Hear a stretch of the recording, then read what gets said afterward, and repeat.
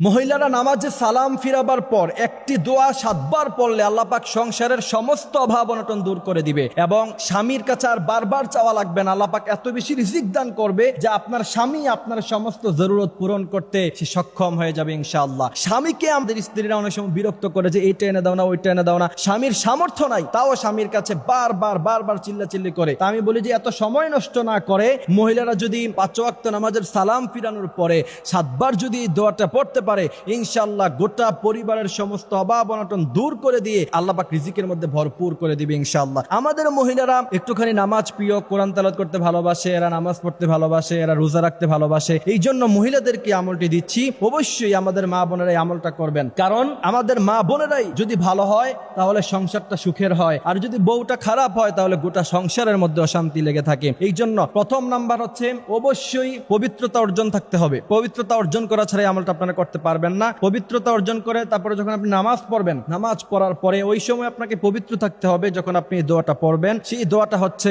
7 বার করে পড়বেন 5 ওয়াক্ত নামাজের পরে। ইয়া কাদিয়াল হাজাত, ইয়া কাদিয়াল হাজাত, স্পষ্টভাবে শুদ্ধভাবে লিখে নেবেন ইয়া কাদিয়াল হাজাত। এটা সুন্দরভাবে মুখস্থ করে লিখে নিয়ে তারপর ইনশাআল্লাহ আপনারা প্রত্যেক নামাজের পরে ইয়া কাদিয়াল হাজাত 7 বার করে পড়বেন এবং 3 বার পড়বেন আস্তাগফিরুল্লাহ রাব্বি মিন কুল্লি যামবি ওয়া আতুবু ইলাইহি লা হাওলা ওয়ালা কুওয়াতা ইল্লা বিল্লাহিল আলিয়্যিল আযীম। এই 3 বার আস্তাগফিরুল্লাহ পড়ার পরে ইয়া কাদিয়াল হাজাত পড়বেন। এরপরে দুরূদ ইব্রাহিম পড়বেন, দুরূদ শরীফ পড়বেন সাল্লাল্লাহু আলাইহি ওয়াসাল্লাম। নবী করিম সাল্লাল্লাহু আলাইহি ওয়াসাল্লাম বলেন, মান সাল্লা আলাইয়া ওয়াহিদাতান সাল্লাল্লাহু আলাইহি আশারা। যেই ব্যক্তি একবার আমার উপরে দুরূদ পড়ে আমি আল্লাহ পাক তার উপরে 10 বার রহমত নাজিল করি। সুবহানাল্লাহি ওয়া বিহামদিহি সুবহানাল্লাহিল আযীম।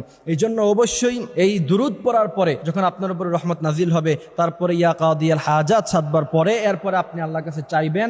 আর দোয়ার মধ্যে পড়বেন রব্বানা যালামনা আনফুসানা ওয়া ইল্লাম তাগফির লানা ওয়া তারহামনা লানাকুনান্না মিনাল খাসিরিন রব্বানা আতিনা ফিদ দুনিয়া হাসানা ওয়া ফিল আখিরাতি হাসানা ওয়া কিনা আযাবান নার। এই দোয়াগুলি পড়ে ইনশাআল্লাহ এরপরে যখন আপনি আল্লাহর কাছে চাইবেন, আল্লাহ বলছেন ইন্না রাব্বাকা ইয়াবসুতুর রিজকা লিমান ইয়াশা ওয়া ইয়াকদির। অসংখ্য রিজিক আছে আমার কাছে, তোমার কত চাই আমি আল্লাহ তোমাকে সব দিয়ে ভরপুর করে দিব।